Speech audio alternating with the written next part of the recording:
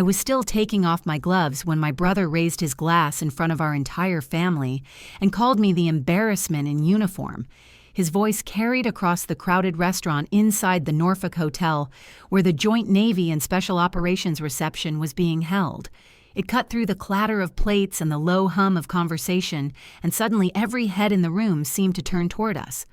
Brandon stood tall in his dress, blues chest, puffed out as if he were the only person in the world wearing one. He lifted his glass higher and said to the real officer in this family, me. Elise just babysits emails in some basement.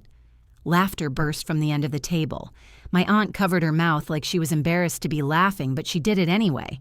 A cousin whispered "good one" under his breath. Someone added, "At least she looks cute in the uniform." My father leaned back, proud of his son and proud of himself too. He waved a dismissive hand toward me and said, "She is book smart, not real Navy. Brandon is the one carrying the Rowan name right. Real Navy." I said nothing. I sat there with my hands folded in my lap, the white fabric of my dress uniform glowing under the overhead lighting. My rank insignia caught the light for a moment, but no one at that table cared enough to notice. My mother tried to soften the moment by saying, "Let us enjoy dinner, please." But Father cut her off with a look, the same look that always stopped her mid-sentence. My throat tightened. Not because the words were new. They were not. They were simply louder tonight, delivered with an audience and a flourish, a performance meant to humiliate me before the real event even began. I tried to steady my breath, but embarrassment wrapped itself around my ribs. I nodded politely the way I always had, pretending the words did not sting as badly as they did. Brandon leaned toward me, his grin sharp. "You should be grateful," he whispered. "This is probably the biggest recognition you will get all night." I pushed my chair back to stand, needing an escape, any escape, even for 30 seconds. His hand shot out and grabbed my wrist. "Do not walk out. You will make us look bad. Low rank does not get to storm off." His voice dropped even lower. "Sit and smile. You know your place." The words slid through me like a blade, but I sat back down because the clock on the wall reminded me of what was coming. 5 minutes. That was all. 5 minutes until the one man in this building, my family, worshipped the man they could talk about for hours without stopping. The man they bragged about as if he lived in our guest room would walk through those ballroom doors. Admiral Voss, commander of the SEALs. My father adored him. Brandon idolized him. They had posters of his quotes in the garage growing up. They loved the myth of him, the toughness, the legend of the missions he had overseen. They would never believe that he and I had spoken more times in the last 2 years than my father had spoken to me in the last 10. They would never believe that while they laughed at me in this corner booth, Admiral Voss had already asked for me by name earlier that afternoon. "Commander Rowan, your analytic work saved lives this quarter. Make sure you are in the front row tonight. You deserve it." I had simply nodded. "Yes, Admiral. My family did not know who I was in the Navy. They thought I sat in a windowless room organizing spreadsheets. They thought my clearances were entry level. They thought my job was safe and easy because I never bragged and never explained much, and because I did not correct them when they called intel people paper pushers. They had no idea that in quiet rooms behind secure doors, teams of operators waited for my voice before they moved. They had no idea that the name Ghost Compass, which had begun as a small whisper across one SEAL team, had now spread through the special operations community like an unseen tide. They had no idea that the same missions they idolized Brandon for surviving had been shaped by maps I drew and calls I made. They had no idea that their weakest child was the one with enough responsibility to change the direction of an entire operation. So I sat there as their ridicule spilled over me like cheap wine, and I let them enjoy the show. They thought they were laughing at the weakest person in the room. They had no idea the man they worshipped was about to snap to attention for me. If you have ever been mocked by your own family for the work that keeps you awake at night, stay with me. This is not just about rank. It is about finally saying no. I grew up in a small house on a quiet street in Norfolk, close enough to the base that the distant hum of jets became the lullaby of my childhood. And even at 12, I felt something inside me pulling toward that world of steel and water. But in the Rowan house, that pull was something I learned to hide. My father, Michael Rowan, a former enlisted man who carried the Navy in his voice even after he left the uniform behind, ruled our house with the kind of certainty that came from believing he understood the world better than anyone around him. He drank in the evenings, not always heavily, but always enough to sharpen his opinions, and my mother Diane hovered around him like someone permanently bracing for a storm she could never quite predict. My brother Brandon, 4 years older, was the pride of the family and the chosen heir to everything related to saltwater, steel decks, and family legacy. By the time I turned 13, he had already absorbed every ounce of praise my father had left to give, leaving me with scraps that fell through the cracks of the dinner table. I remember that night vividly, the way the kitchen light flickered slightly at the edges, casting a faint glow across the chipped wooden table as I sat with my science project open in front of me, a model showing how sonar maps layered onto old maritime routes worked together to help identify hidden channels. I had built it over 2 weeks, working late at night, while Brandon shouted at video games across the hall, imagining maybe, for once, Dad might pause long enough to listen.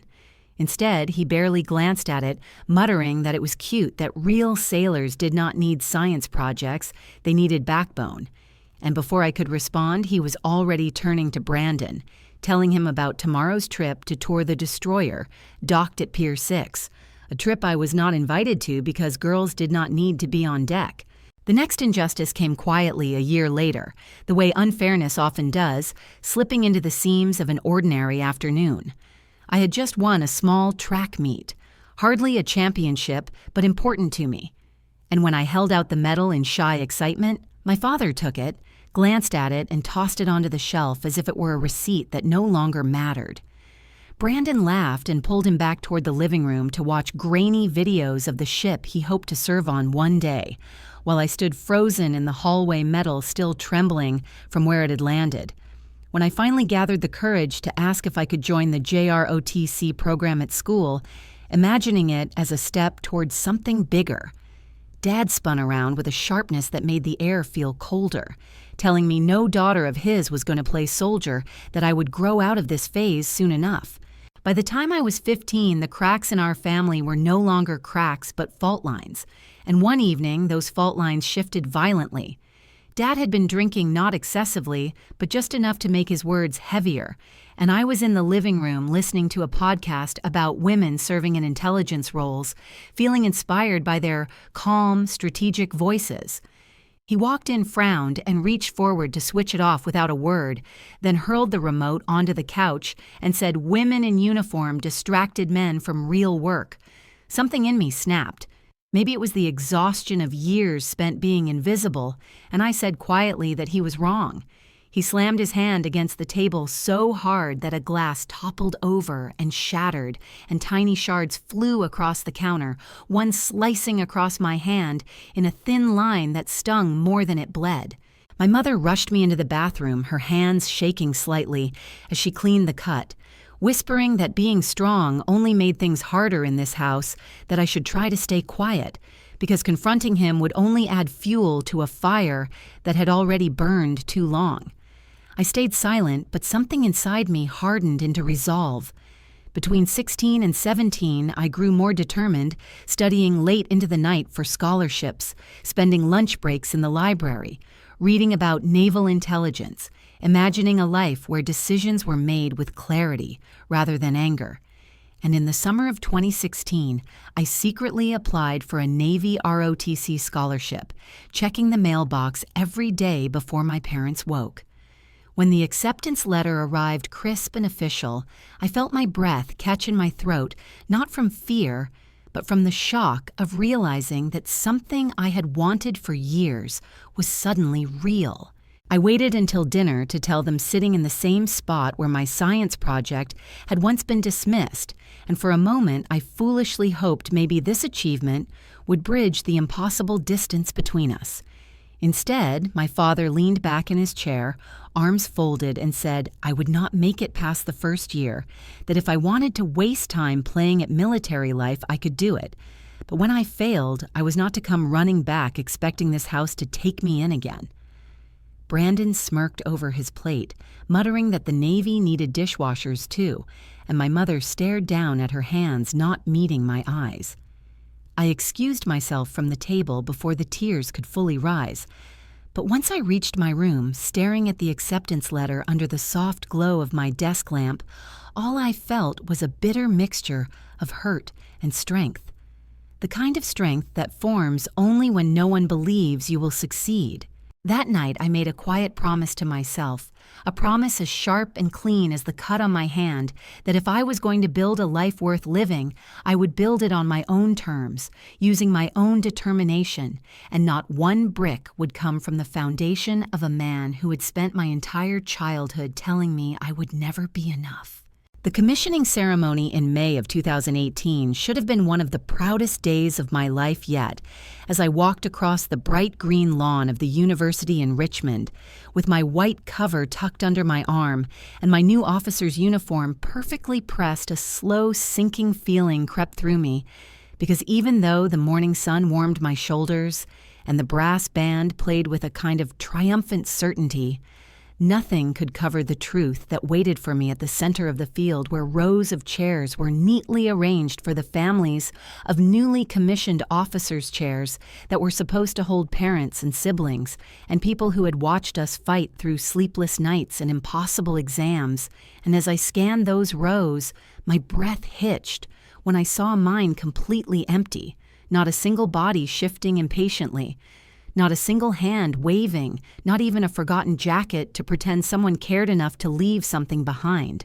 I tried to blink past it, telling myself that maybe they were late, maybe they were parking, maybe they had gotten lost in the crowd, but deep down I already knew they were not coming and that they had chosen once again to show up somewhere else for someone else. The ceremony began with the usual pomp flags lifting in the faint breeze, families leaning forward with pride, cameras flashing names echoing through the speakers. And when the master of ceremonies called my name, Ensign Elise Rowan, the sound felt both enormous and hollow, the way a bell might sound in an empty chapel, because I walked alone toward the stage, while the clapping around me belonged to strangers who cheered only out of courtesy and not out of love. And as I climbed the steps, I glanced sideways, hoping to find even one familiar face, but all I saw were banners, flowers, and the smiling parents of other graduates. When I took my oath and saluted, a girl standing behind me leaned forward and whispered, "Your dad could not make it testing the waters of compassion." And without missing a beat, I forced a small smile and said, "He had to work overtime at the shipyard, letting the lie rest between us like a thin veil covering a bruise, because it was easier to protect the image of a father who never protected me than to admit I was standing on the proudest day of my life with no one to witness it." After the ceremony, the lawn became a maze of embraces and family photos, flowers being pushed into the hands of sons and daughters, mothers crying into uniforms, fathers clapping their children on the back, and I stood alone for a full minute before I forced myself to pose for a photo with the campus photographer, smiling a practiced smile that did not reach my chest, then stepped aside to check my phone, hoping for at least one message of congratulations. Instead, I found a text from my mother that read, "We drove to see Brandon's ship. Your father said it was more important. We will celebrate later." Honey with a small heart at the end, as if the symbol could soften the sting. And as I stared at the words, I felt something cold spread through me. Not rage, not sadness, but a kind of confirmation that nearly made me laugh, because it proved that even when I achieved something my father never believed I could, he still managed to turn away without hesitation. When I opened social media a moment later, I saw Brandon had posted a photo of himself standing beside the ship my parents had driven hours to see, his arms slung around our father's shoulder, both of them grinning as if the world revolved around their bond, the caption reading, "Dad finally got to see his son where he belongs," with no mention of me. no reference to my commissioning. Not even a sideways congratulations that might have acknowledged I existed at all. I let the screen fade to black and slipped my phone into my pocket, then took one more photo, a quiet selfie of me in uniform with the American flag behind me, not glamorous, not staged, but proof that I had stood here and earned this moment, even if no one else bothered to witness it. I sent that photo only to my closest friend from ROTC refusing to add it to the family group chat, and later that evening as I sat on my dorm bed, with the room half packed for the move to my first duty station, I quietly removed the family chat from my favorites list, adjusting my phone settings so their messages would no longer appear at the top, telling myself that people who did not show up for my biggest day did not deserve front row access to my life. And just as the heaviness threatened to settle over me completely, the door to the reception hall opened again, and a tall man with silver hair and sharply pressed khakis approached his posture, unmistakably that of someone who had spent decades in command, and he introduced himself as Captain Hayes, saying he had read my thesis on signal pattern anomalies and asked if I was the one who had proposed the cross-referencing of historical sonar data with satellite drift models. And when I nodded, he smiled in a way that felt entirely different from the forced smiles of the day. He said they could use a mind like mine on some very specific projects, and there was a depth in his tone that made my pulse shift slightly, because it was the first time someone in uniform had looked at me and seen not a girl playing soldier, not the daughter of a man who doubted her every move, but a future officer who might actually shape something bigger than herself. I shook his hand, feeling the weight of the moment settle into my bones, and as he walked away, I realized I had stepped, without fully understanding it, into the threshold of a world my family could not imagine, a world where my work would matter in ways they would never witness, and it struck me with a clarity almost painful that while my family had chosen to leave my row empty, the Navy had quietly chosen to open an entire path for me, a path that would eventually lead to secrets, missions, call signs, and the kind of respect I never found at home. Returning from Bahrain in late 2019 felt strangely disorienting, because while the deployment itself had been long and exhausting, marked by endless shifts in the intel cell and the quiet pressure that came from knowing one wrong interpretation could send a team into danger, coming home carried a different weight, a heavier one, because home was where my uniform meant the least and my voice meant even less. I had been sending part of my paychecks to my mother during that deployment, small transfers, every 2 weeks to help her chip away at the credit card debt she had accumulated, trying to keep the house functioning around my father's unpredictable moods. And I never asked for thanks, but I assumed she would appreciate it. So when I called to tell her I had just sent another deposit, it was my father's voice that took over the line, sharp and dismissive, as he said that at least my paycheck could finally do something useful, and maybe intelligence work was not such a waste after all if it could pay off overdue bills. I tried to laugh it off, telling my mother quietly that she could keep a portion for herself now that I was back in the States, but before she could answer, he cut in again, saying, as long as I was not married, my money was family money, and if I wanted to be treated like an adult, I should start acting like a daughter who understood her responsibilities.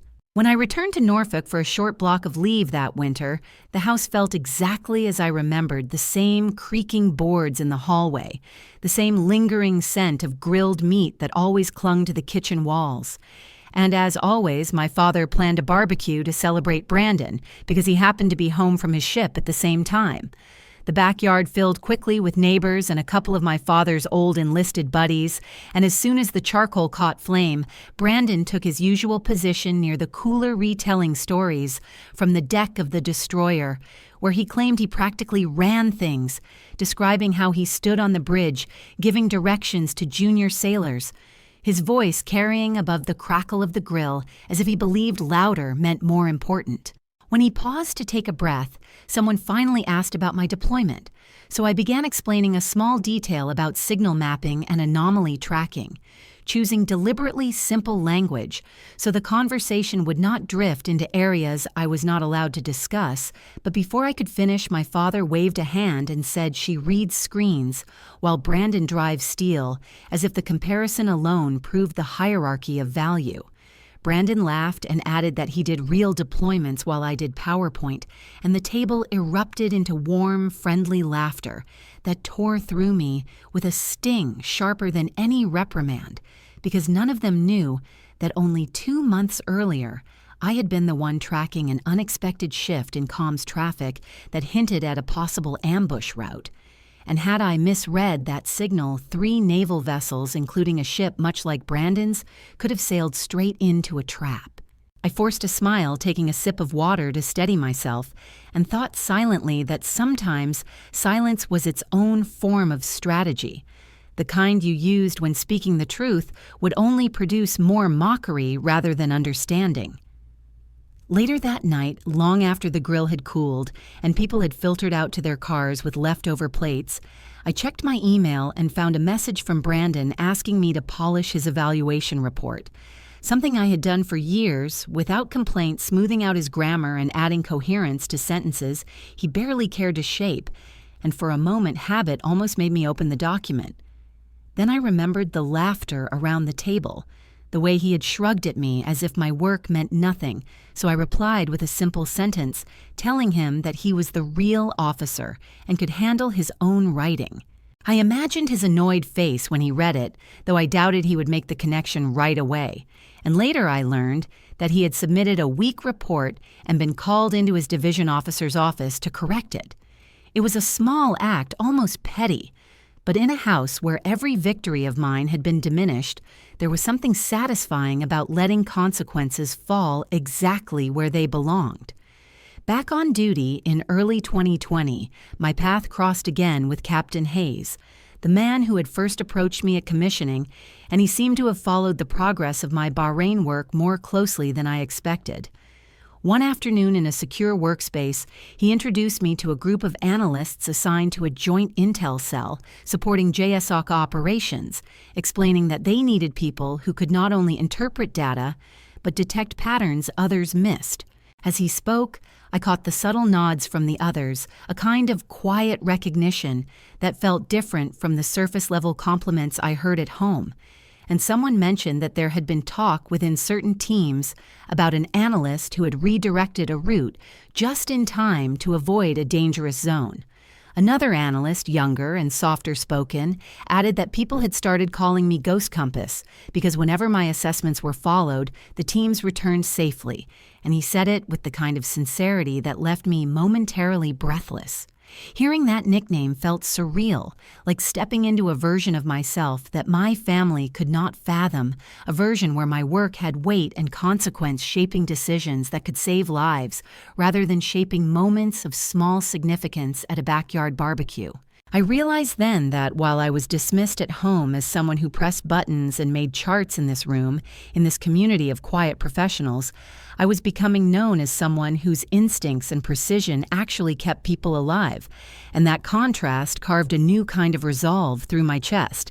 I would keep my title, my missions, my growing reputation hidden from my father and brother, not out of spite, but because they had never earned the right to know the truth of who I was becoming. By 2021, my role had shifted from a junior analyst piecing together fragments to a key intel lead, trusted with missions that moved quickly and broke without warning.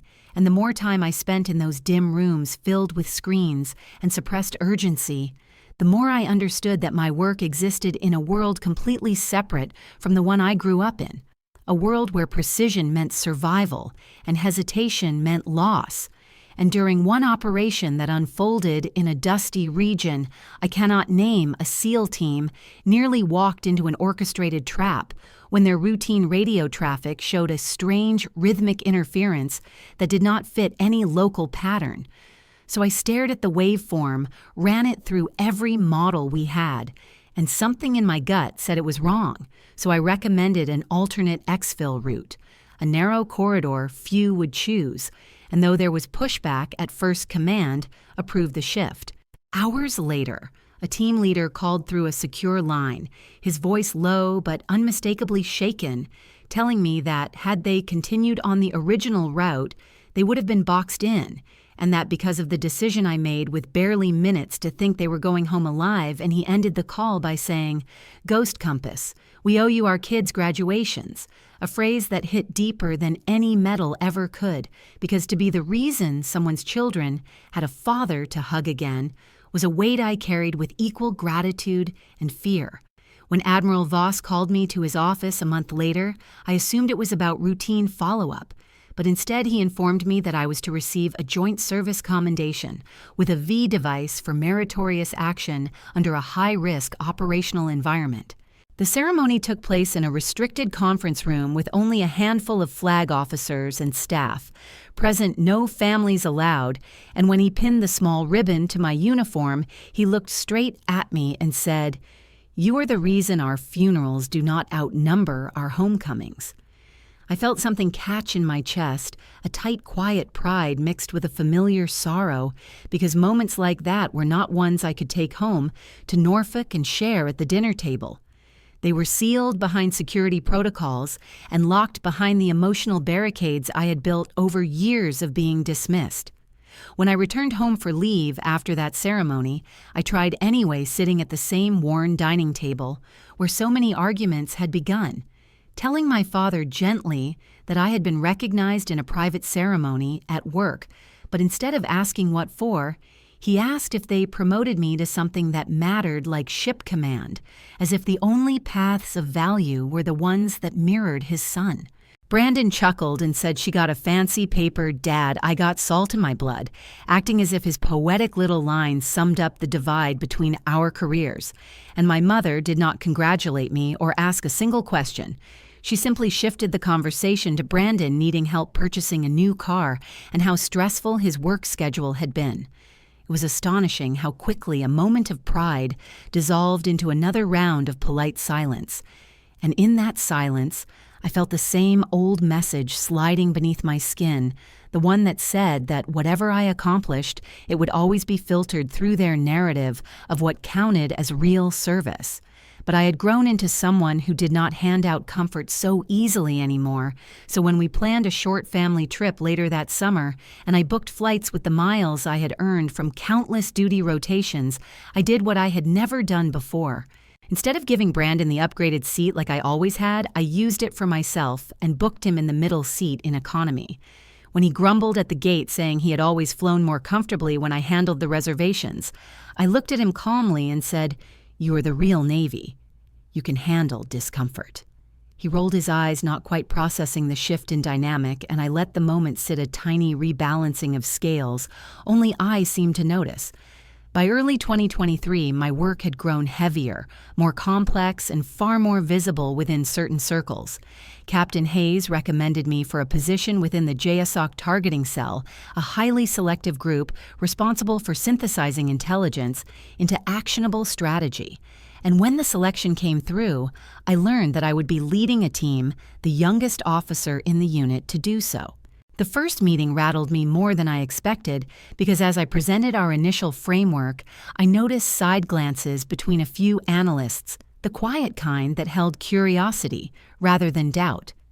Later that day, one of them approached me privately and said, "We keep hearing this code name floating through the SEAL teams. They call her Ghost Compass." And he told me younger women across the Navy had begun sharing pieces of the story, admiring the idea of a woman whose work shaped missions even when no one outside the community knew her name. Hearing that made me stand still for a moment, because without intending to, without ever telling my family, I had become something like a whispered legend among people who dealt in shadows and precision, and that realization echoed through me with a strange intensity, a mix of gratitude and isolation. I found myself at the center of a role built on respect and trust, yet every time I went home, I reverted to the version of myself they had created, the daughter, who in their eyes had chosen a career that would never match the grit or glory of the son they adored. It was fascinating in a painful way how two parallel realities could exist side by side, how I could be the woman whose recommendations shaped whether elite teams lived or died, and simultaneously be the girl whose accomplishments shrank when placed under the dim light of my father's opinion. Still, I continued to move forward in silence, building a reputation I could never articulate at home, choosing to let my actions breathe in rooms where the stakes were real and the recognition genuine, while accepting that some people would never see me beyond their outdated expectations. And though I sometimes wished my father or brother might ask a single genuine question about what I did or who I was becoming, I realized that their disinterest had become one more reason to keep rising quietly, steadily into the kind of officer who did not need their approval to know her worth, and with every mission I completed and every team I helped bring home the name Ghost Compass, became less of a nickname and more of a reminder that my direction in life had always been mine to chart, even when the people closest to me had tried to steer me elsewhere. By the end of 2023, I had grown used to the steady hum of machines in the war room. The shifting map displays the quick exchanges between analysts and operations officers. Yet on that particular night, something in the air felt heavier, as if the oxygen itself grew tight with the weight of decisions that could not be undone. And when the alert came through, indicating unexpected activity near the designated route of a SEAL unit already deep inside hostile territory, every screen sharpened into urgency. We had 60 seconds to determine whether to cancel or redirect 60 seconds to decide whether these men would live or die. And while others pulled satellite feeds and pattern overlays, I watched the data align in a way that felt wrong in my gut, the kind of wrong that comes from hours of studying how danger hides in noise. And I told the operations lead that the pattern suggested an IED cluster ahead concealed by intermittent signal smears. He asked if I was sure, and I said no one is ever sure in here, but the indicators were converging in a way I trusted, and he waited for my final call, because as lead mission architect, that authority rested with me, so I told him to reroute the team through a rarely used path narrower and more unpredictable, but not marked by the same signature. The room held its breath until confirmation came back that the men were moving, and only when the final transmission reported that they had cleared the danger zone did the tension unravel from my spine. Yet even then, I could not shake the image of what would have happened had I been wrong: bodies torn apart by explosives, families receiving folded flags, headlines framed in somber tones. I stayed in that room long after the shift ended, replaying the sequence again and again, and somewhere around the 36th hour, with barely a moment of rest, exhaustion cracked through my resolve, and I reached for my phone, needing a voice from home to anchor me back to something familiar, so I opened FaceTime and hoped my mother would pick up. When her face appeared in the dim kitchen lighting of our Norfolk house, I whispered, "Mom, I am tired letting my guard down for the first time in days." But instead of hearing concern, she smiled distractedly and said, "Oh, honey, Brandon's exhausted too. He's been doing inspections on his ship all week," as if comparing my mental and emotional fatigue to her perfect son's routine duties was supposed to comfort me. Before I could gather myself, my father's voice drifted from somewhere off screen saying, "You intel people do not know real exhaustion until you have scraped rust off a destroyer, reducing the pressure of life or death analysis to something trivial." And I felt the sting of dismissal slip under my skin the same way it had since childhood. I tried again, telling them I just had to make some hard calls, and my voice trembled because the weight of the night still pressed against my chest. But my father snapped, "Do not guilt trip your mother. You chose that job. We did not ask you to turning my vulnerability into an accusation," and I swallowed the instinct to defend myself because I knew where the conversation always led. My mother looked uncomfortable, glancing away as though acknowledging my struggle might ignite the tension that always lingered between us. And just when I thought the call could not cut deeper, my phone buzzed with a message from Brandon himself saying, "Stop being dramatic. You are not on the ground, 'reducing' the complexity of my responsibility to a single cruel sentence."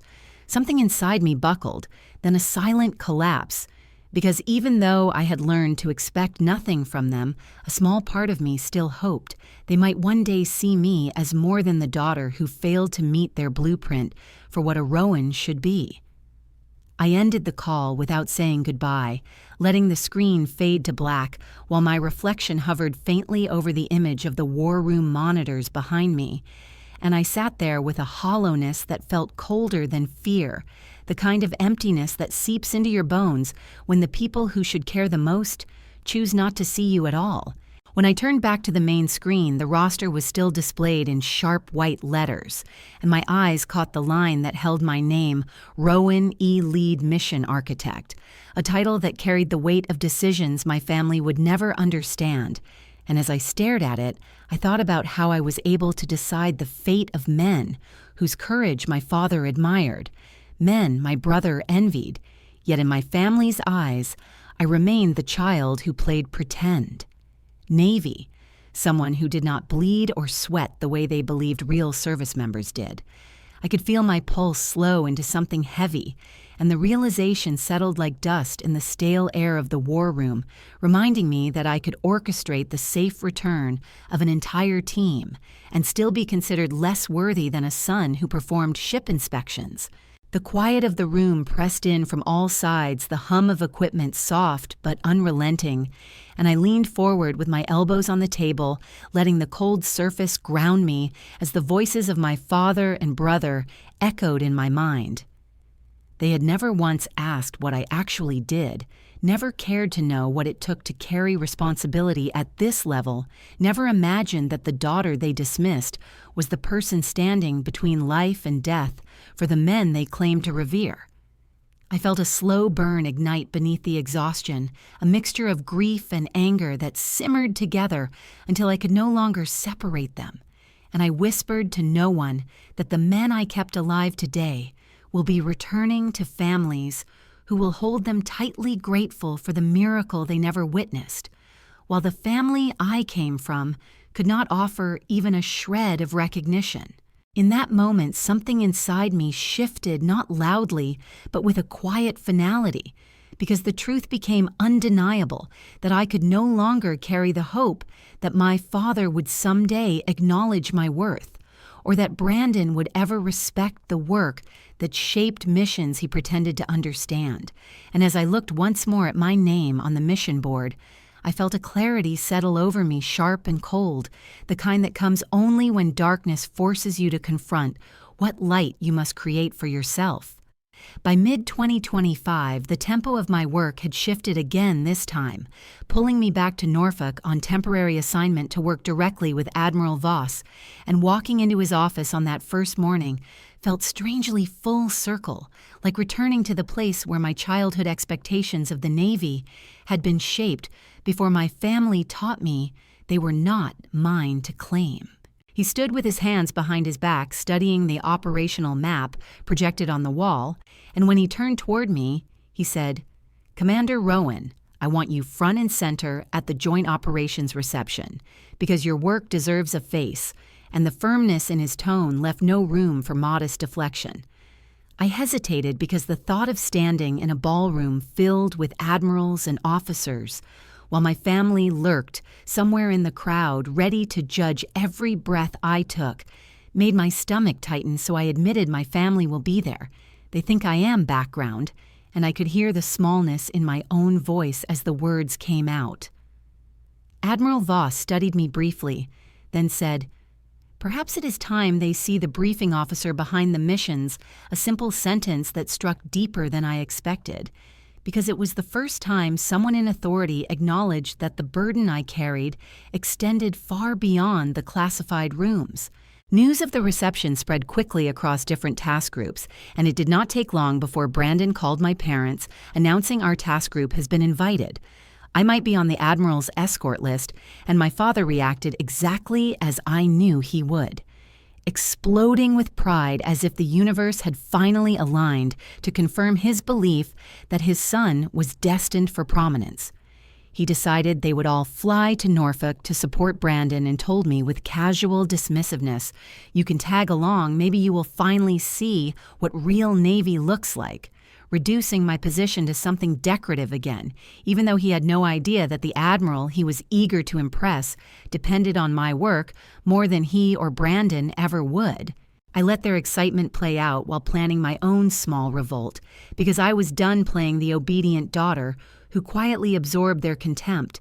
So when they asked about lodging, I told them I had already arranged my own hotel room and would meet them at the venue, refusing to share space where every breath I took would be monitored and criticized. It was a small but deliberate choice, and it felt like reclaiming a corner of myself that had been overshadowed for years. When they arrived at the hotel, I met them in the lobby only long enough to exchange a brief greeting. And as expected, my father immediately asked, "Show them your officer card, get us a discount," the way he always had in the past because my rank was only valuable to him when it served his convenience. This time, I looked at him evenly and said, "You already have Brandon use his," and the confusion on his face told me he was not used to being refused, especially not by me. He muttered something under his breath, but did not push it further. And I walked away before he had a chance to regain control of the moment. Back in my own hotel room, I stood in front of the mirror, wearing the dress-white uniform I had earned with years of sacrifice, fatigue, and precision, the fabric crisp and structured around my shoulders, the medals aligned perfectly under the soft lights, and as I looked at myself, something inside me settled into place. For years, I had tried to shrink myself within my family to keep peace in a house built on comparison. But tonight, I felt the quiet rise of anger and clarity merge into resolve, a sense that I no longer needed to protect the fragile pride of men who had spent their lives diminishing me. I whispered to my own reflection, "If they humiliate me tonight, I will not stay silent," and the vow felt like shedding the last layer of the girl they thought they raised. The memory of the war room still lived raw beneath my skin, the exhaustion and the weight of decisions my family shrugged away, and I thought about how those men I guided through the desert or across hostile terrain trusted my voice without question, while the people who shared my last name never once asked me what those long nights cost. I straightened my collar and felt the heaviness of my medals rest against my chest, like a reminder that every step I took tonight was earned without their help, without their belief, without their recognition. The realization brought a calm steadiness to my breath, and I understood suddenly that I was more prepared for this confrontation than any mission I had ever briefed. As I prepared to leave the room, I paused again, knowing that tonight was not simply about attending another military event. It was the moment when the script my family had written for me finally unraveled, because for nearly 2 decades they had cast me as the supporting character in their version of the Navy, the daughter who studied charts while their chosen son sailed ships. But tonight the truth would walk into that ballroom with me, and they would have no choice but to see it. I picked up my cover, sliding it under my arm as I walked toward the elevator, moving with a confidence that felt foreign and yet entirely mine, and with each step the fear that had once controlled me loosened like a rope falling away. When I stepped into the hallway, the distant murmur of guests arriving echoed faintly through the hotel, a reminder that this night would be filled with eyes and whispers. But instead of shrinking, I felt myself straighten even more, because the woman walking into that reception was no longer the child seeking approval, but the officer who had saved lives and shaped missions. The woman who had carried responsibility heavier than any of them could imagine. I took one last breath outside the elevator doors and told myself the truth I had avoided for years, that I did not owe them silence, that dignity did not require enduring their cruelty, and that tonight, if they pushed me again, I would push back with the full weight of who I really was.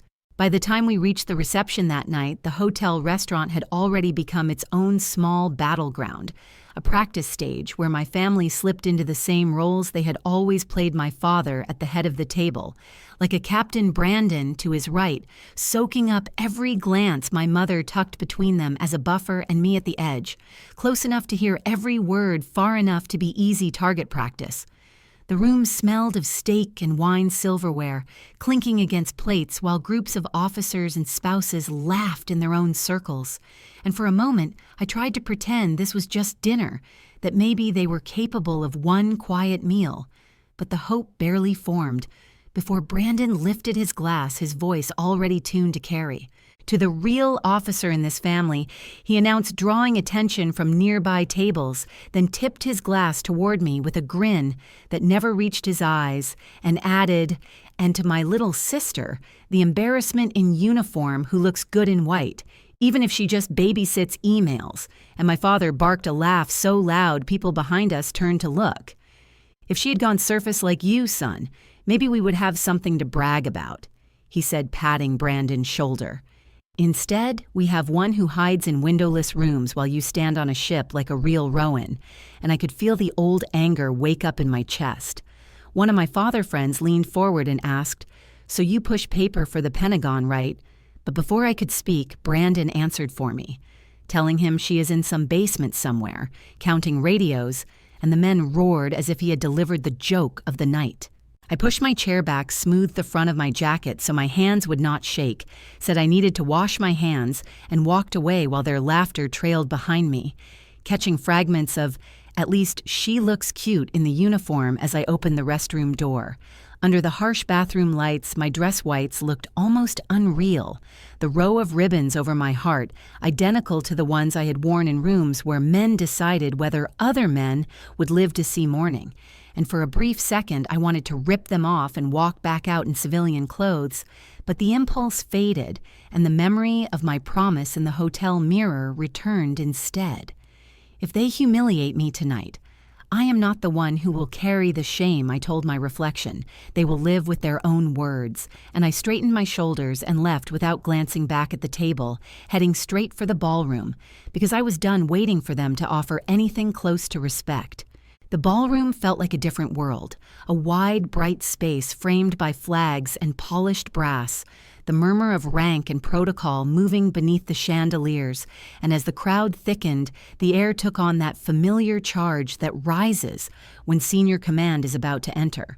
Protocol placed me with JSOC staff on the right side near the front, close enough to the stage to see every crease in the flag, but off the main center line, where the escort elements and shipboard officers stood in neat rows, and from that angle I could see my brother squared off near the front and my parents a few rows behind him. When the announcer asked everyone to rise for the entrance of Admiral Voss, chairs scraped back and hundreds of people stood, uniforms aligning, as all eyes turned toward the tall double doors at the back, and my heart beat in a calm, steady rhythm, because for once I was not afraid of what my family might say, only clear about what I would not swallow anymore.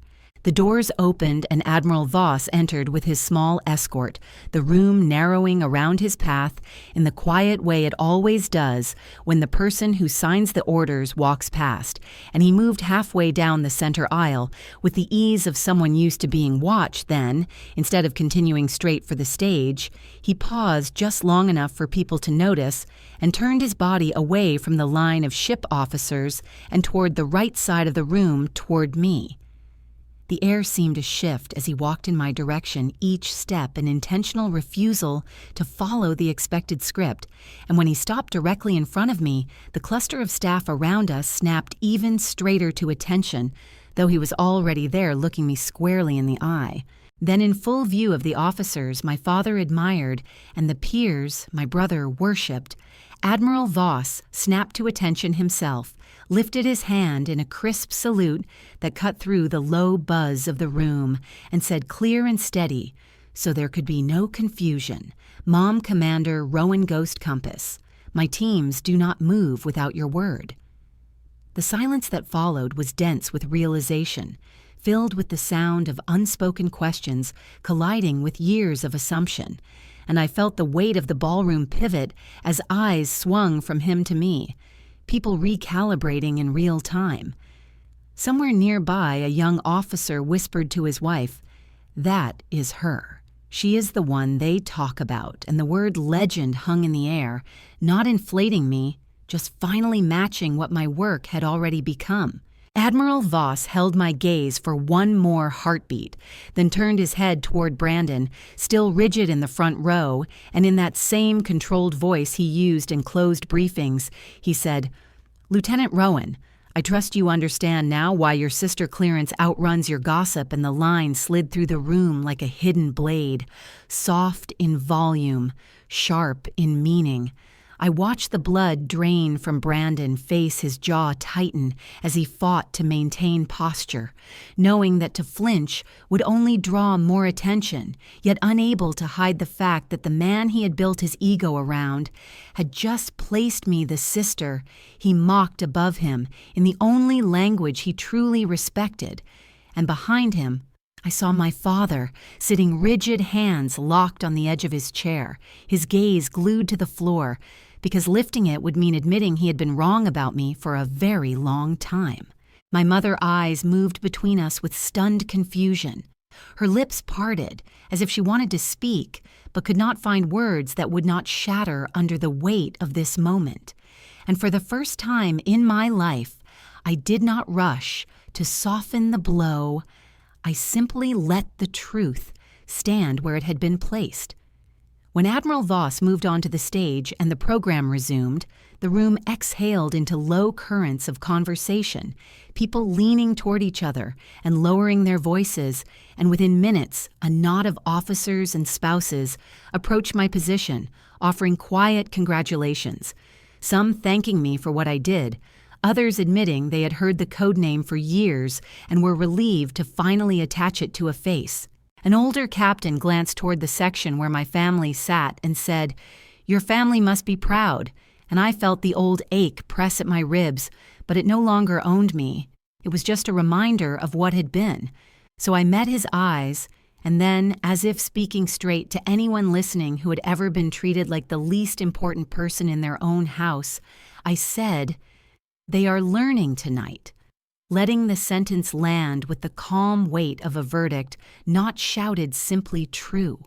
When the ceremony ended and the ballroom lights softened into the warm glow reserved for small clusters of conversation, something subtle but unmistakable shifted in the air around me, as if the room itself had rearranged its hierarchy without waiting for anyone's permission.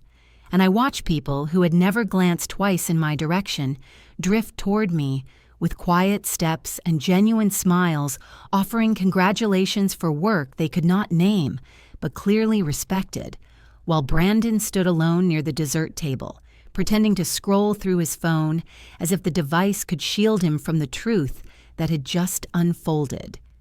A retired commander shook my hand, thanking me for what I had done for the teams, and another officer who had once brushed past me in a corridor without acknowledgement now looked at me as though he were seeing me for the first time, and each exchange formed its own kind of justice, quiet but exact.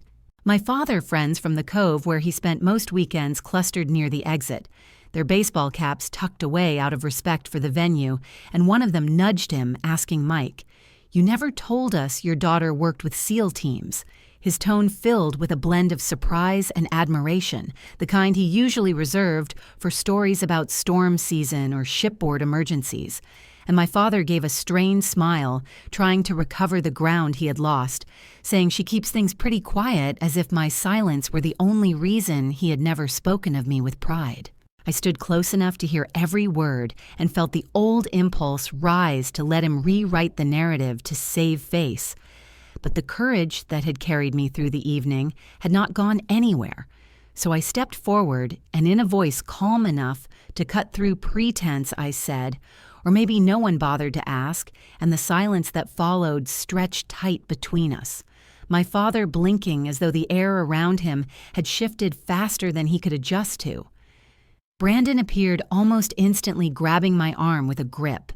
He probably thought looked gentle from the outside but braced with irritation, pulling me toward the quiet corner near the emergency exit, his jaw tight as he hissed, "You made me look like a fool tonight," the accusation trembling with the wounded pride of someone who had never expected to be overshadowed. And before he could continue, I said, "I just stood where I was assigned. Your own words did the rest," letting the truth sit between us without apology or softness. His expression flickered the first crack in an armor he had worn since high school, and he stepped back like he needed space to breathe.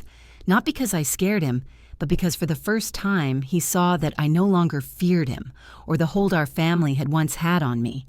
When I returned to the hotel, the carpeted hallway felt almost serene after the storm of the evening, and unlocking my room gave me the small pleasure of knowing I had chosen a space where their voices, their expectations, their constant noise could not follow me.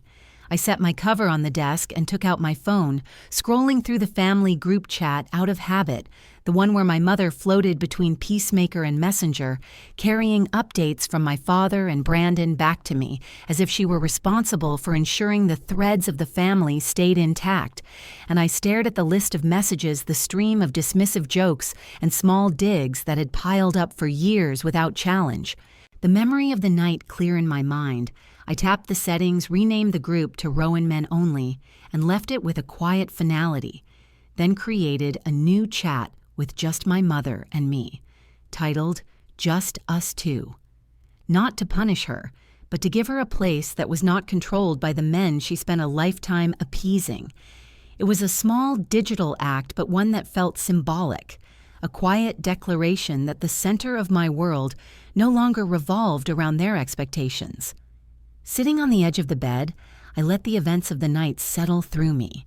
Every word from Admiral Voss, every stunned look from those who had underestimated me, and every shift inside myself that felt like stepping into a life I had been building quietly for years, and the exhaustion that had followed me through so many deployments felt different now, less like a weight I carried alone, and more like a testament to the journey that had shaped me into someone I finally recognized. I reached for a bottle of water on the nightstand, the condensation cool against my fingers, and as I took a drink, my phone buzzed with a new notification, the kind reserved for secure internal communications.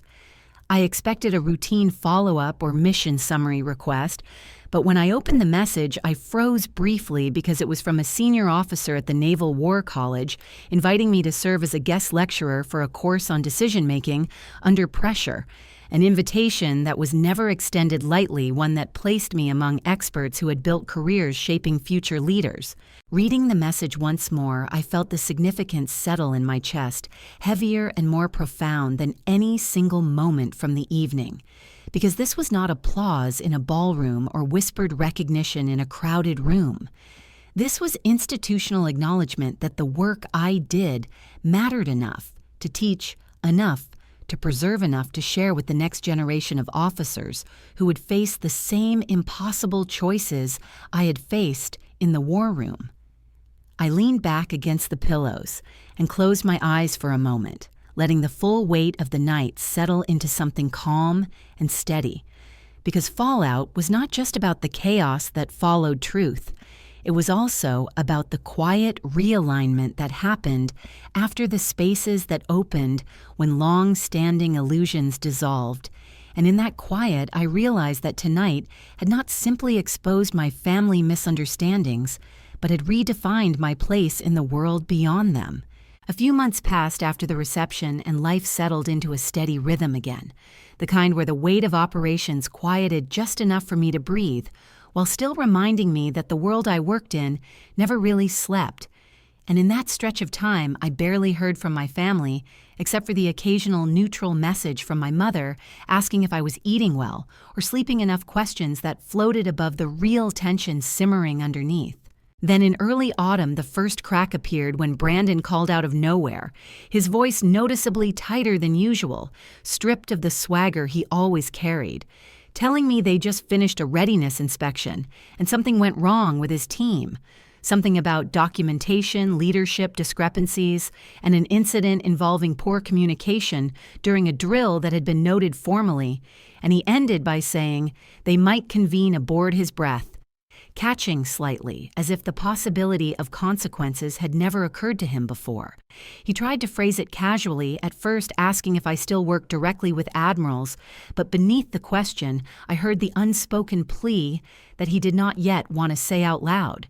Not long after that call, my father sent a message in the family chat, a short clipped line that said, "Your brother is having trouble. You need to fix this. Family has to protect family. We did not raise you to turn your back," and the tone struck me with an old, familiar sting. The same expectation that my role in the family was to bend and absorb whatever was needed to keep the men upright. I stared at the message for several seconds, the words pulsing with entitlement, and felt a slow, steady anger move through me, not loud or sharp, but deep, the kind that grows from years of being expected to carry burdens without acknowledgement. A few hours later, my mother texted privately saying, "I know they are harsh, but your brother is scared. Can you at least listen?" Her tone gentle, almost pleading, but woven with the quiet resignation of someone who had spent a lifetime cushioning the fallout from the men she loved. I set the phone down and let the competing emotions settle, part of me wanting to comfort her, another part exhausted from being pulled back into a dynamic that demanded more than it ever offered. During this time, my father's health took a downturn after a fall at work, forcing him to take temporary leave, and the financial strain of reduced hours pushed the household into tighter corners than they were willing to admit. The messages from him became shorter, more desperate in tone, more demanding, each one framed as duty, pressuring me to step in, and the realization that they still saw me as an ATM rather than a daughter stung in a way I tried not to show. For years, I had sent money home because my mother needed help, but now the expectation felt less like support and more like control. And when my father sent another message asking for coverage on their next round of bills, I made a decision that felt like stepping onto new ground.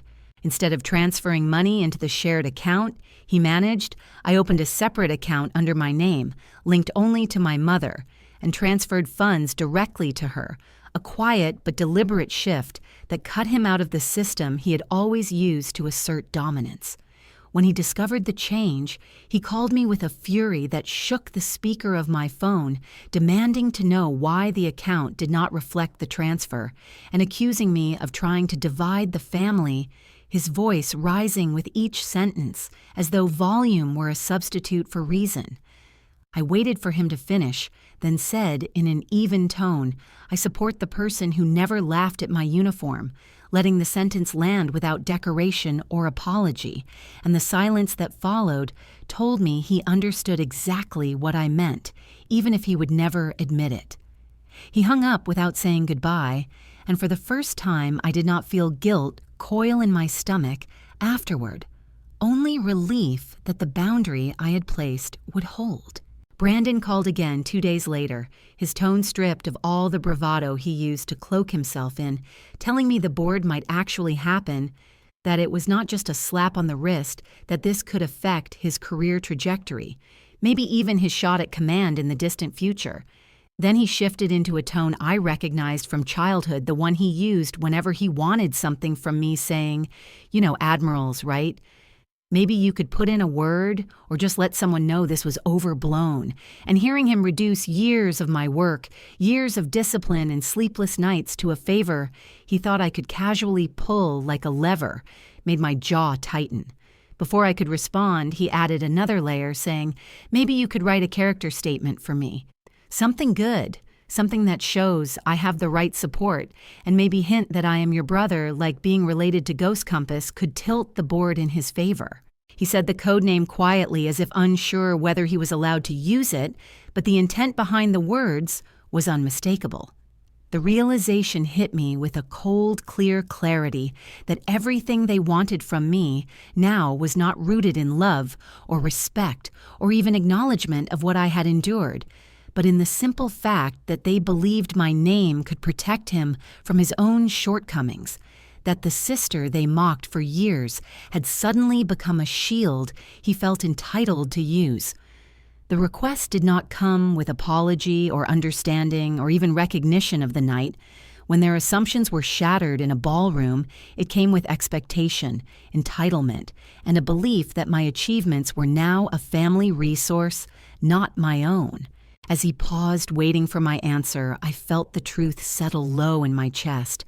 The knowledge that they did not want me but wanted what my position could offer, that to them. My career was not something to honor, but something to leverage.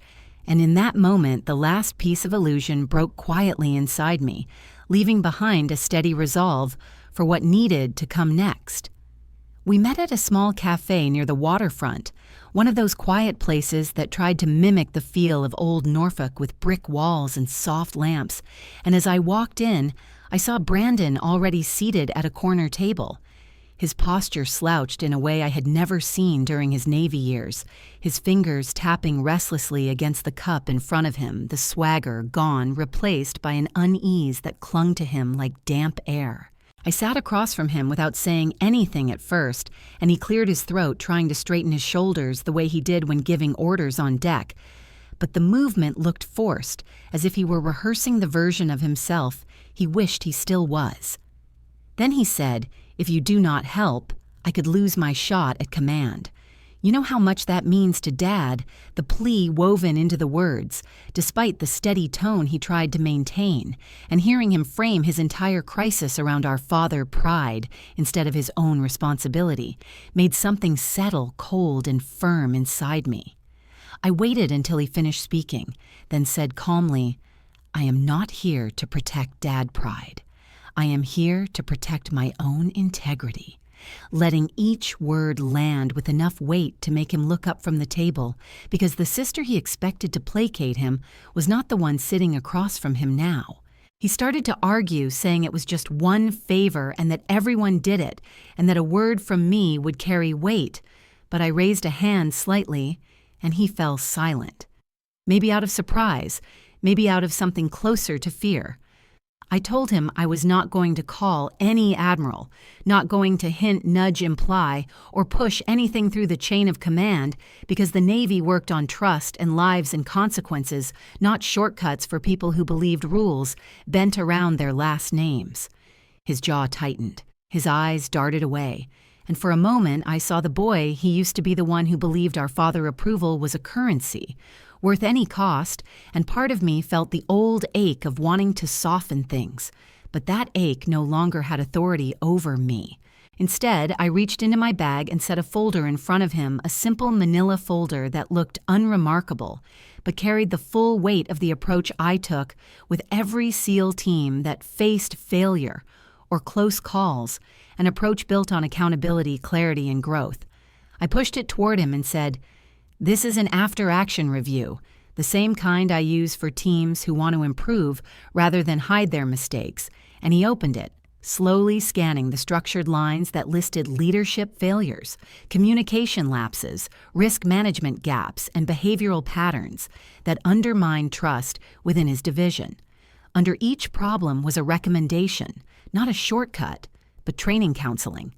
Structured mentorship and clear, measurable goals that would require humility and actual work. He looked up at me with a mix of disbelief and offense, as if he expected a golden ticket rather than a blueprint. Then I told him, "I will help you write the truth. If you want your future to float, you patch the holes yourself. I am not your life raft." And I watched the words register, watched them shift the balance of power between us, watched him realize that this was the only help he would receive, and that it came with honesty rather than illusion. His face tightened and loosened again, torn between pride and panic, and he asked quietly if I would at least sign the statement as someone who believed he was a good officer. And I said, "I will sign only if the statement reflects the truth, including the parts you do not want to admit." He sat back silent for several seconds, staring at the paper in front of him as though it were a mirror. he was not ready to look into, and for the first time I saw the outline of a man beginning to understand what accountability felt like. When we left the cafe, the evening light had shifted into the soft blue of approaching dusk, and just as I stepped onto the sidewalk, my phone rang with my father name flashing across the screen. I answered because I wanted the confrontation to happen on my terms, and immediately he began shouting, saying, "You think you are better than us. Now big rank, big head family helped you when you were nothing." His voice sharp with the bitterness of a man who felt his authority slipping away. I listened long enough to recognize the familiar rhythm of his rage, the one that always tried to pull me back into the place he needed me to occupy. And then, with a steady breath, I ended the call and blocked his number, the first clean severing of a rope that had been wrapped around my neck since childhood. The silence afterward felt like stepping into fresh air after years inside a room without windows, and I knew that anyone who had ever lived under the weight of a parent like him would understand the liberation in that single action. Over the next week, Brandon sent updates, each one thinner and more resigned than the last, telling me he had begun working through the training plan, that he was writing the statement honestly, that he had met with a counselor who pushed him harder than he expected. And though he never said it outright, I could feel the shift in him, the slow acceptance that no one was coming to rescue him, that he could not borrow my achievements to erase his mistakes, that the only way forward was through the hard, uncomfortable work of confronting himself. When the board convened, he faced them without my intervention. No admiral whispering on his behalf, no family name held up as a shield, and afterward, he told me in a quiet voice that he had been recommended for leadership development rather than punishment, a path that would be long and humbling but survivable. It was the first time in years he spoke to me without arrogance, without assumption, without leaning on the belief that I owed him something, simply because we shared blood. And as I listened, I understood that this was the real justice, not revenge, delivered with cruelty, but responsibility returned to its rightful place, a man forced to stand on his own feet without using his sister as a lifeline. And in that moment, I felt something uncoil within me, the certainty that this chapter had turned, not because I saved him, but because I finally refused to. In the months that followed the board decision, Brandon's future took on a shape that neither glorified him nor destroyed him, a middle ground he had never expected to occupy. And when he called to tell me he had been reassigned to a different division, one with tighter oversight and fewer leadership privileges, I heard the strain in his voice as he tried to sound unfazed. The board had required him to complete an intensive leadership and mental health program, the kind designed to strip away old habits and rebuild character with uncomfortable honesty. And though he tried to frame it as a temporary detour, I could tell the realization that his path to commander had slowed, settled into his bones like a weight he could not shrug off. He no longer spoke with the inflated certainty he once used as armor. And though he did not say, "Thank you," outright, I sensed a quiet acknowledgement that the future he still had was possible, only because he faced his failures rather than hiding behind my achievements. My father changed too, though not in the way men who apologize do, but in the way men shift when the world no longer offers them the audience they once commanded. His health, declining enough after the fall that he moved more slowly, spoke less loudly and drank less, because there were fewer people left who would tolerate his bragging. Friends who once leaned in eagerly to hear his embellished stories now asked cautiously about me, not him. And one evening, when he sat alone in the living room with the TV flickering across his face, he stumbled upon a documentary segment about women in JSOC support roles. He watched it quietly, thinking no one noticed, and when a blurred silhouette of me appeared in a training clip, he froze his breath, catching for a moment. But he did not call, perhaps because pride sealed his voice, or because he feared hearing a silence from me that mirrored all the years I had heard from him. By early spring, I had transferred to Coronado, California, stepping into the role of Senior Mission Architect for Advanced SEAL Training, a position that allowed me not only to design high-stakes scenarios, but also to mentor the next generation of intelligence officers, especially the young women who walked into the briefing room with shoulders pulled tight, trying to look confident in a world that still doubted them. I saw pieces of my younger self in them, the hunger to prove something to people who did not deserve that power. And during one late afternoon session, I stood in front of them and said, "You are not here to prove your worth to your dad or your brother. You are here because you earned this." And several of them blinked hard as if the words pressed into places they rarely let anyone see. In mentoring them, I felt something in myself heal the part that had once needed validation from people incapable of giving it. And each time one of them approached me afterward with a steadier voice, I felt the compass inside me align more firmly. My mother visited Coronado a few months after my transfer, stepping out of the taxi with a small suitcase and a familiar tentative smile, her eyes scanning the coastline as if unsure whether she belonged there. We walked along the beach together, the Pacific stretching wide and calm beside us, and for a long time neither of us spoke the rhythm of waves, filling the silence that had once been occupied by excuses she made for the men in our family.